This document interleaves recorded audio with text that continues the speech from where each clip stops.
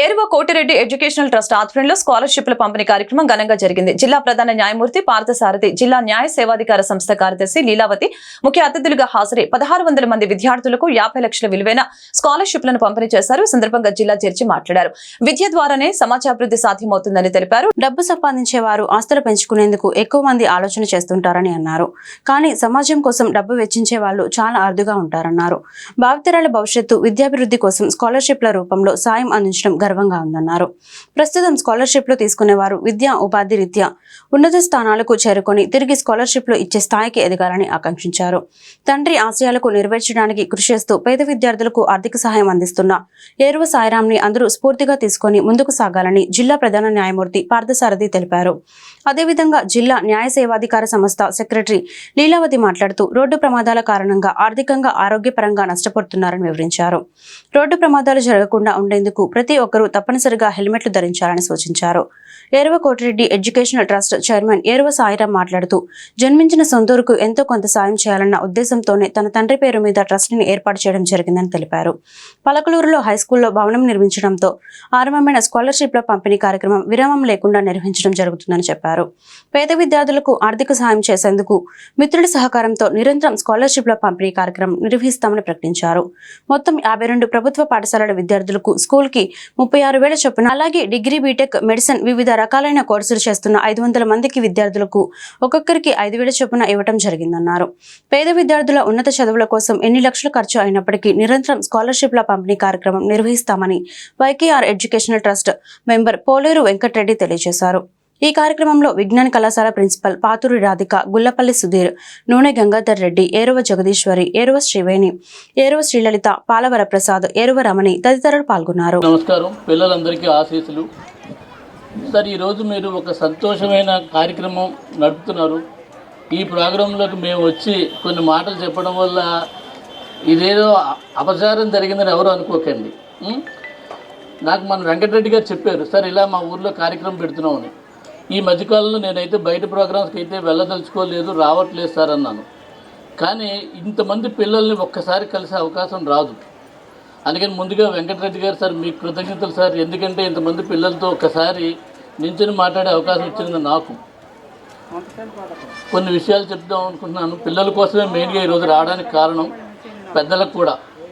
Next అన్నిటికంటే కూడా మనం ప్రతిసారి చూస్తాం, డబ్బులు సంపాదించుకుంటున్న వాళ్ళు అందరూ కూడా మేడలు కొనుక్కున్నావా, బిల్డింగ్లు కొనుక్కున్నావా అని చెప్తున్నారు. కానీ ప్రజల కోసం ఖర్చు పెట్టడం, లేదా పెళ్ళిళ్ళని చూస్తున్నాం, చాలా ఆర్భాటంగా చేస్తారు. ఎంతమంది తింటారో, ఎంతమంది మానేస్తారో, పళ్ళాల్లో పెట్టి పాడేసిన ఫుడ్ చూస్తున్నాం. అటువంటి పనులు చేసి మనం ఇంత డబ్బు వేస్ట్ చేస్తున్నాం. కానీ అటువంటి కార్యక్రమాలు పెట్టకుండా ఇంతమంది పిల్లలు, వీళ్ళందరూ భారతదేశానికి వెన్నెముకలు కదా భవిష్యత్తులో, వాళ్ళ కోసం ఇంత ఖర్చు పెడుతున్న సార్ మీకు కృతజ్ఞతలు చెప్పాలి. నిజంగా చెప్పాలంటే ఎక్కువ మీకే చెప్పాలి. ఇటువంటి ప్రోగ్రాం కండక్ట్ చేయడం ఒక ఎత్తు. ఇంతమంది పిల్లల్ని ఉత్సాహపరిచి వాళ్ళ చదువులో ముందుకెళ్ళే అవకాశం ఇచ్చినందుకు మీకు, మీ కుటుంబ సభ్యులకి, ఇది మీరు సంపాదించిన బయట ఖర్చు పెట్టాలి అంటే మీకు కూడా ఒక స్వేచ్ఛ ఉండాలి. మేడం గారు కూడా ఉన్నారు ఇక్కడ. ఆ మేడం గారు కూడా మరి ఇక్కడ పరోక్షంగా ఉన్న ఆవిడకి, మీ పిల్లలకి అందరికీ కూడా సార్ మా అభినందనలు సార్. ఈరోజు మెయిన్గా మీ గురించి రావడానికి గల కారణం ఏంటంటే పిల్లల్ని దృష్టిలో పెట్టుకుని వచ్చాను. ఎంతో సంతోషంగా ఉన్నారు మీరందరూ. మీ కళ్ళల్లో ఉత్సాహం ఉంది, అవునా? ఈ ఉత్సాహం పర్మనెంట్గా మన కుటుంబాల్లో అలా ఉండాలి కదా. మళ్ళీ మా కార్యక్రమం ఏంటంటే లీగల్ సర్వీస్ అథారిటీలోకి వెళ్తాం. ఎందుకంటే మీ అందరినీ ఒక్కసారి కలవడం కోసమే. నా వ్యక్తిగతంగా నేను చూసిన కొన్ని పరిస్థితుల్లో చూస్తే చిన్నపిల్లల్ని కూర్చోబెట్టి బళ్ళు నేర్పిస్తున్నారు తల్లిదండ్రులు. 10 ఏళ్ళు 11 ఏళ్ళు ఉన్నాయి, తండ్రి వెనకాల కూర్చుని పిల్లల చేత నడిపిస్తున్నారు. అది కరెక్టా? మీలో ఎంతమంది నడుపుతున్నారు బళ్ళు? 9వ క్లాసు 8వ క్లాసు చదివే వాళ్ళు బళ్ళు నడుపుతున్నారా? అందరూ ఆడపిల్లలు కనిపిస్తున్నారు, అబ్బాయిలు ఎవరు లేరు, చెప్పరు. అది వెనకాల ఉన్నాడు ఒక మంచోడు. లైసెన్స్ ఉందా? పోనీ ఇన్సూరెన్స్ కట్టించారా బండికి?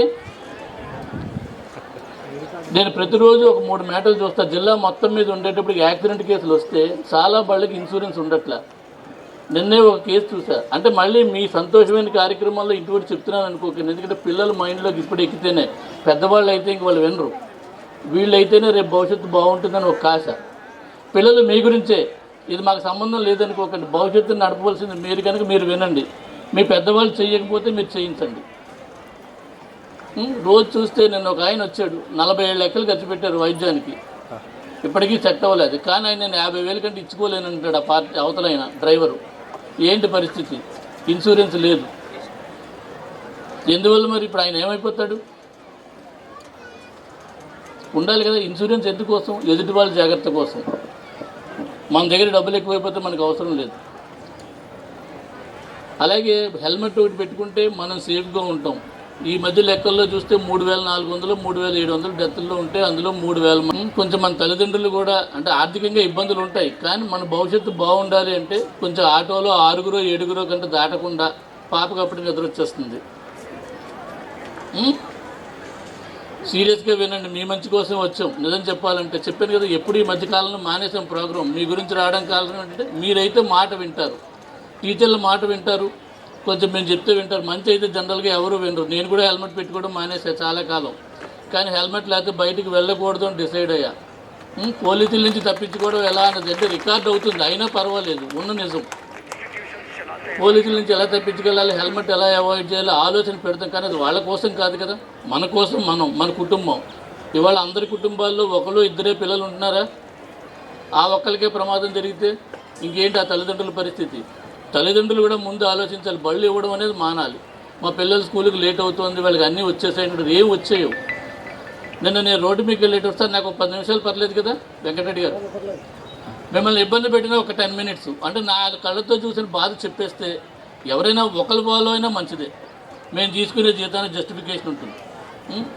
ఓ ఇద్దరిని చూసాను సార్, నన్ను బండి మీద వెళ్తున్నారు, బండిని ఇలా కదుపుకుంటూ వెళ్తున్నారు, ఆ వాహనం పడుతోంది.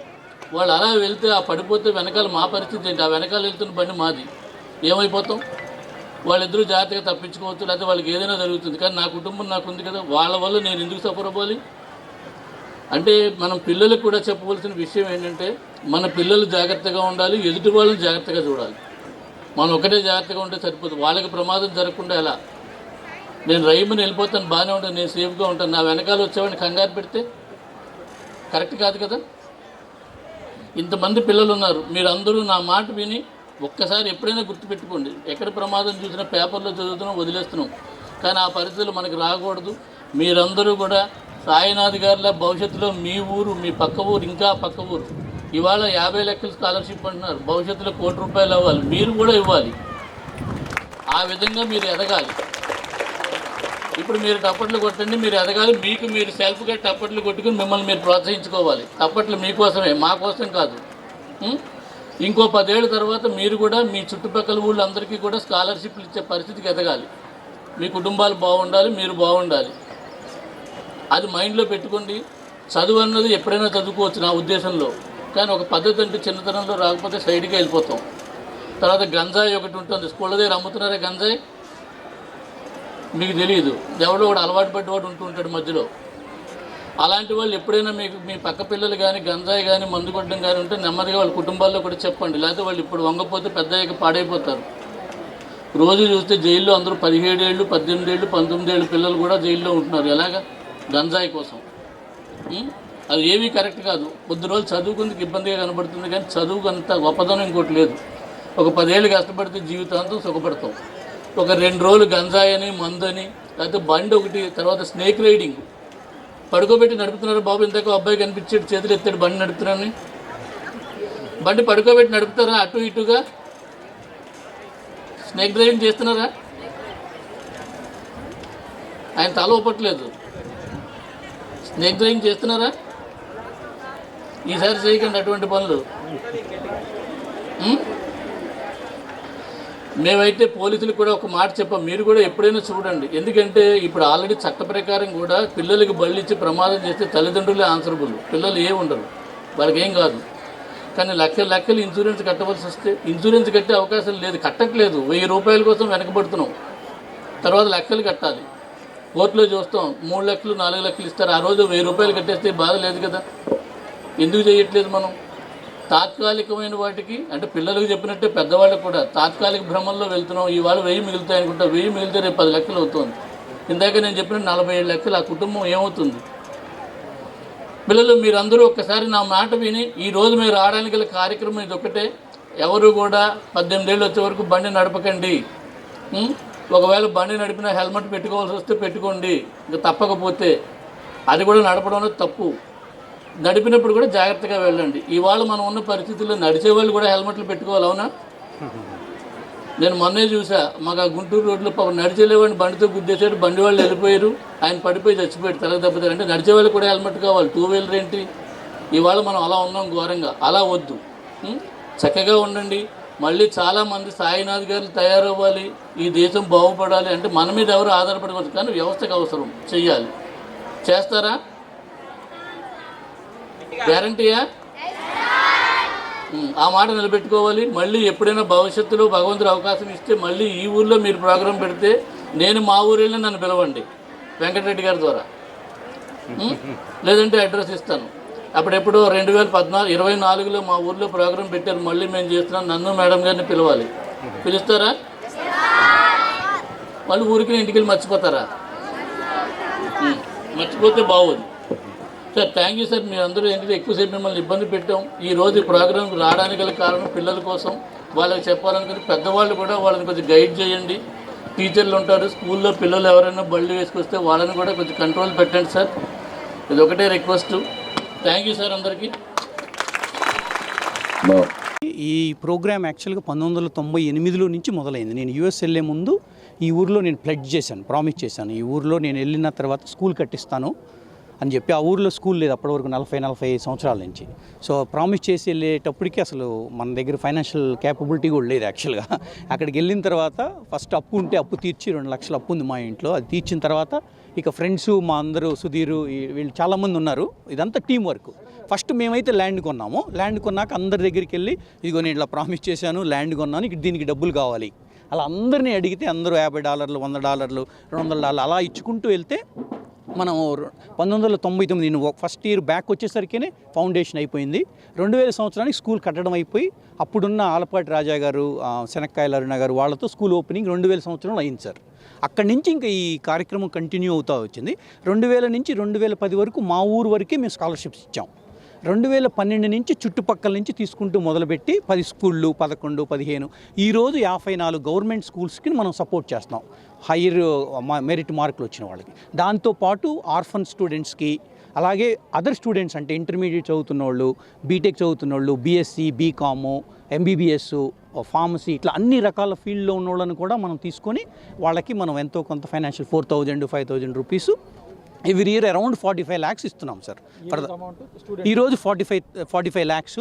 ఇది కాకుండా నేను పర్సనల్గా కొంతమందిని అడాప్ట్ చేసుకుని ఎవ్రీ మంత్ 1 lakh డొనేట్ చేస్తున్నాం వాళ్ళకి, మంత్లీ ఎక్స్పెన్సెస్ కానీ లేకపోతే వాళ్ళ ఫీజులకు కానీ. అలా ఎంతో కొంత మనం ఇంపాక్ట్ చేస్తూ వాళ్ళ ఎడ్యుకేషన్ ఎక్సలెన్స్ చేయడానికి మనం కృషి చేస్తున్నాం. ఈరోజు మొత్తం ఆల్మోస్ట్ 1800 మంది హై స్కూలర్స్ కానీ, అదర్ స్టూడెంట్స్ కానీ, ఆర్ఫన్ స్టూడెంట్స్ కానీ, వీళ్ళు ముగ్గురు మన కేటగిరీ అనమాట. అది sir. Thank you and I wish all the students very best of luck. అలానే అందరూ ఈ దేశంలో ఎవరో ఒకళ్ళు ఎంతో కొంత చేసుకుంటూ వెళ్తే అందరికీ స్టూడెంట్కి హెల్ప్ అవుతుంది సార్. వైకేఆర్ ఎడ్యుకేషనల్ ట్రస్ట్ తరపున ఏరువ కోటిరెడ్డి మెమోరియల్ స్కాలర్షిప్స్ సంబంధించి సుమారుగా 1600 మంది విద్యార్థులకు 50 లక్షల రూపాయలకు పైగా పంచడం జరిగింది. దీనికి సంబంధించి జెడ్పీహెచ్ హై స్కూల్స్ అయితే 52 స్కూల్స్కి సంబంధించి సుమారుగా స్కూల్కి 30,000, అంటే 10th క్లాస్లో ఫస్ట్ 4 ర్యాంక్స్ వాళ్ళకి 4, 5, 20,000 చొప్పున, అలాగే మిగతా క్లాసుల్లో ఫస్ట్ ర్యాంకు నుంచి 4th ర్యాంక్ వరకు నలుగురిని పిక్ చేసి వాళ్ళకి 16,000 చొప్పున ఇవ్వటం జరిగింది. అలాగే తల్లి కానీ, తండ్రి కానీ, పేరెంట్స్ కానీ లేనటువంటి పరిస్థితుల్లో ఎవరైతే పేదరికంలో ఉన్నటువంటి విద్యార్థులు ప్రతిభ ఉండి కూడా చదువుకోలేకపోతున్నారనే ఆలోచనతో ఈ రోజున ఏరువ సాయిరామ్ గారు తన యొక్క తండ్రి గారి పేరైనటువంటి ఏరువ కోటిరెడ్డి గారి పేరు మీద ఈ యొక్క కార్యక్రమం తీసుకోవడం జరిగింది. ఈ సందర్భంగా సుమారుగా 500 మంది విద్యార్థులకు 5,000 చొప్పున, అలాగే స్కూల్కి 36,000 చొప్పున, మరి 1,600 మంది విద్యార్థుల దాకా ఎవరైతే ఉన్నారో అందరి విద్యార్థులకు ఈరోజు స్కాలర్షిప్స్ ఇవ్వడం జరిగింది. ఈ సందర్భంగా ఏరువ సాయిరామ్ గారికి ప్రత్యేక ధన్యవాదాలు తెలియజేసుకుంటూ రానున్న రోజుల్లో కూడా ఈ యొక్క తన స్నేహితుల ద్వారా ఈ యొక్క కార్యక్రమాన్ని విజయవంతంగా ముందుకు తీసుకెళ్లాలని, అలాగే ఈ భారతదేశంలో ఉన్నటువంటి పావర్టీని తగ్గించేదానికి నువ్వు చేస్తున్నటువంటి ఈ యొక్క శ్రమకి దేవుని యొక్క ఆశీస్సులు, మా కుటుంబం యొక్క ఆశీస్సులు పూర్తిగా ఏరో సాయిరాం గారికి ఉంటాయని చెప్పి సందర్భంగా తెలియజేసుకుంటూ ధన్యవాదాలు.